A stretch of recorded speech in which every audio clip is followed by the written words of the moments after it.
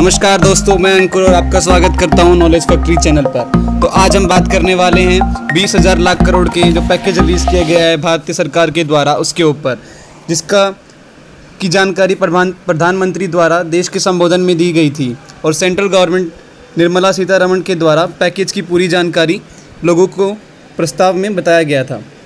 तो आज हम बात करने वाले हैं उस विषय पर जिसमें निर्मला सीतारमण ने मिडिल क्लास आदमी के लिए, यानी जो मिडिल आदमी है, मिडिल सेक्शन सोसाइटी है हमारे समाज के, जो गरीब आदमी हैं, उनको क्या क्या फ़ायदे पहुंचाए हैं इस पैकेज में।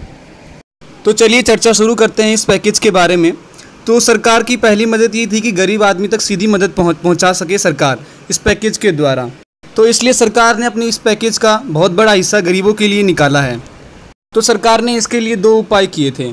पहला उपाय ये था कि टीडीएस और टीसीएस में सरकार ने 25% की भारी छूट दे दी थी टीडीएस और टीसीएस में। जैसा कि आप लोग जानते हैं, जैसे कि आप किसी कंपनी में काम करते हैं और आपकी सैलरी है मान लीजिए 1,000 रुपये है, तो उसमें अगर आपका 10% टीडीएस और टीसीएस काट के आपकी हाथ में जो सैलरी आती है वो 900 रुपये आती है और 100% हम टैक्स कटवा देते हैं, टीडीएस और टीसीएस जिसे हम कहते हैं। तो जो सरकार का नया पैकेज में जो फैसला लिया गया है उसमें 25% की छूट टैक्स में दी गई है। यानी जो आप 10% टैक्स भर रहे थे उसके अंदर 25% की छूट, यानी अब आपको 7.5% ही टैक्स देना पड़ेगा। यानी अगर आपकी 1,000 रुपये सैलरी है तो आपका जो 100 रुपये टैक्स कट रहा था तो उसका सिर्फ 25% सरकार भरेगी। तो इसमें आपको सिर्फ 75 रुपये यानी 75 रुपीज़ आपके सिर्फ सरकार को टैक्स देने पड़ेंगे और आपके 25 रुपये 1,000 रुपये में बचेंगे। तो यानी जिसकी सैलरी 15,000 है या 20,000 है तो वो ज़्यादा अपना सैलरी बढ़ा सकते हैं। तो ये एक अकेली समस्या नहीं थी वर्कर्स के लिए। दूसरी समस्या ये थी ईपीएफ के लिए। जैसे कि आप जानते हैं ईपीएफ का मतलब एम्प्लॉय प्रोविडेंट फंड, जो सीधा फ्यूचर में हेल्प करता है वर्कर्स के लिए, कर्मचारियों के लिए। तो सरकार ने इसके लिए कदम उठाया कि सरकार ने ईपीएफ धारकों के लिए जो 12% टैक्स कटा करता था उनकी सैलरी से और 12% जो सरकार को कंपनी द्वारा मिलता था वर्कर के लिए, वर्कर सेफ्टी के लिए ये होता है एम्प्लॉय प्रोविडेंट फंड कि फ्यूचर में उसके काम आ सके। तो सरकार ने इसमें ऐसा किया कि अब वर्कर को सिर्फ 10% ही टैक्स देना पड़ेगा, जो पहले 12% देना पड़ता था ईपीएफ प्रोविडेंट फंड के लिए, उनकी सैलरी से काटा जाता था। अब कंपनी भी सिर्फ 10% देगी और दोनों की तरफ से 2% यानी 4% का जो ईपीएफ प्रोविडेंट फंड है वो सरकार भरेगी। यानी इससे सीधा फ़ायदा वर्कर्स की सैलरी पर पड़ेगा और उनको ज़्यादा सैलरी मिलेगी। और सरकार में इसका एक बहुत बड़ा प्रमुख फैसला एक और बात में हुआ है कि जिसकी सैलरी 15,000 से कम है, जो बंदा फैक्ट्री में काम करता है, जो पर्सन या वर्कर, उसकी सैलरी 15,000 से कम है, यानी 15,000 से जिसकी सैलरी कम होगी, समझ लीजिए वो गरीब आदमी ही है, तो उसका पूरा एम्प्लॉय प्रोविडेंट फंड यानी ईपीएफ सरकार ही भरेगी। तो इसे सीधा फ़ायदा गरीब आदमी के पास जाएगा और उसके पास ज़्यादा सैलरी आ पाएगी।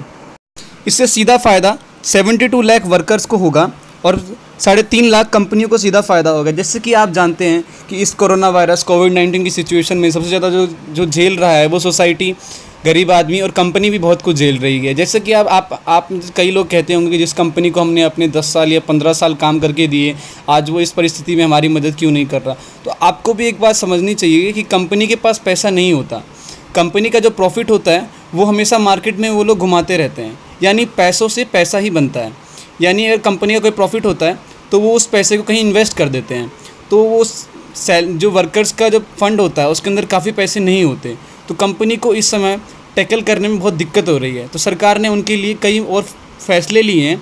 जैसे कि आप जानते हैं हमारे देश में एमएसएमई सेक्टर के बारे में, हर गली मोहल्ले, हमारे गलियों में, छोटी छोटी दुकानों में, छोटे छोटे घरों में एक फैक्ट्री खुल जाती है, जिसे हम एमएसएमई सेक्टर बोलते हैं। जो छोटे छोटे कारखाने होते हैं और कुछ लोगों को रोज़गार दे देते हैं।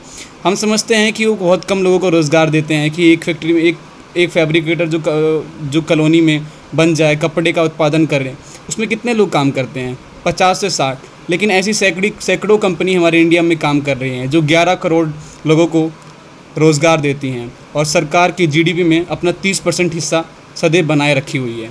तो इस समय में कोविड-19 की स्थिति में जहाँ बड़ी बड़ी ग्लोबल कंपनीज अपनी प्रॉब्लम फेस कर रही है, वहाँ इन एमएसएमई सेक्टर्स की क्या पहचान है। उनको बहुत बुरा झटका लगा है कोविड-19 सिचुएशन में, लॉकडाउन के कारण।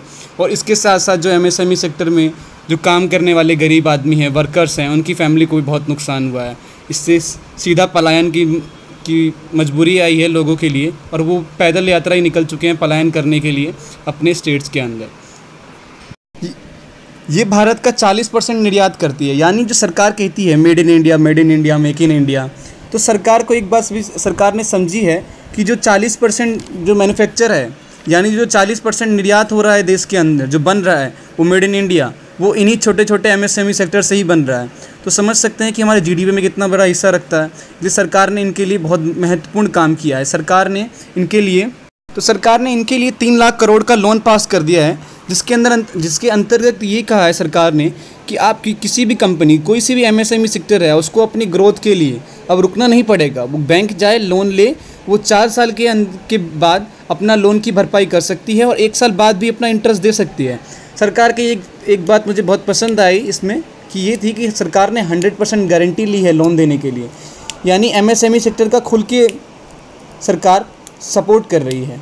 आप जैसा कि जानते हैं सरकार कितनी जागरूक है स्टार्टअप इंडिया के लिए, कि हमारे देश में भी स्टार्टअप होना चाहिए, हमारे देश की कंपनीज़ होनी चाहिए खूब सारी। जैसे कि आप जानते हैं गूगल, एडोबे, माइक्रोसॉफ्ट जैसी कंपनी में हमारे देश के CEO बैठे हुए हैं, जो उस कंपनी के मास्टरमाइंड है, जो उस कंपनी के हेड हैं, जो उनको चला रहे हैं। तो क्या हमारे भारतीय कंपनी को वो नहीं चला सकते?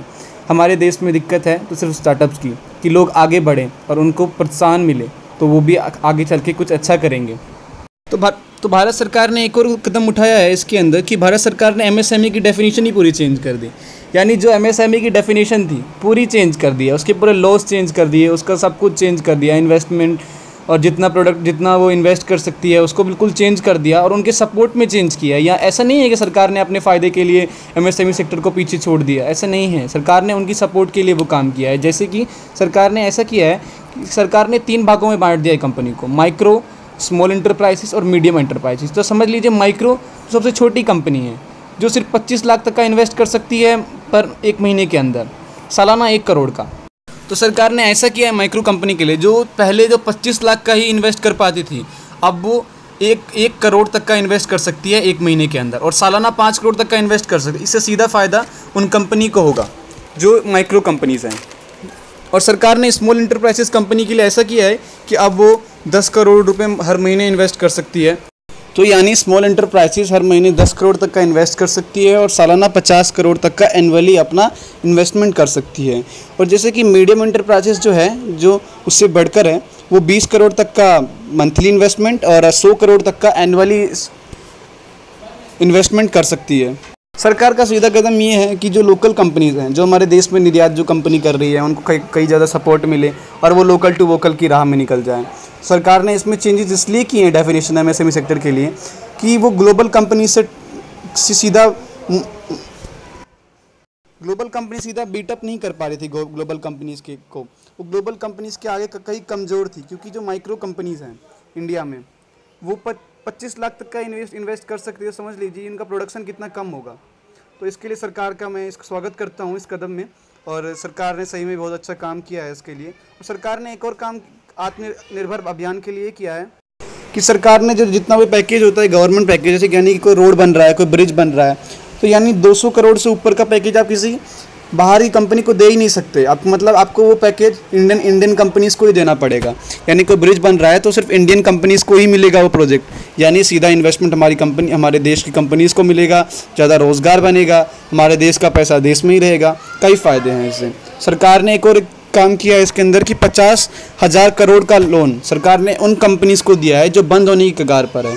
यानी जो कंपनी बंद होने वाली हैं, जो अभी बंद होने वाली है, उन कंपनीज़ के लिए सरकार ने 50,000 करोड़ का लोन पास कर दिया है। कंपनी को एक कंपनी के लिए एक लॉ रखा गया है सरकार की तरफ से कि आप यदि छोटी कंपनी से आप रॉ मटेरियल लेते हैं, यानी कोई कंपनी अगर लोहा बना रही है, आर्गन बना रही है या कोई मेटल बना रही है लोहे से, तो वो जो रॉ मटेरियल लेगी, यानी जो लोहा या कोयला लेगी दूसरी कंपनी से रॉ मटेरियल, तो उसको उसका बैलेंस, यानी जो जितने का उसने सामान लिया है उसको 45 दिन के अंदर अंदर अपना बैलेंस उसको चुकाना पड़ेगा। तो सीधा फ़ायदा छोटी छोटी कंपनीज़ को होगा और वहाँ के वर्कर्स को हेल्प करेगा इस टाइम में। सरकार का इस कदम का मैं बहुत स्वागत करता हूं।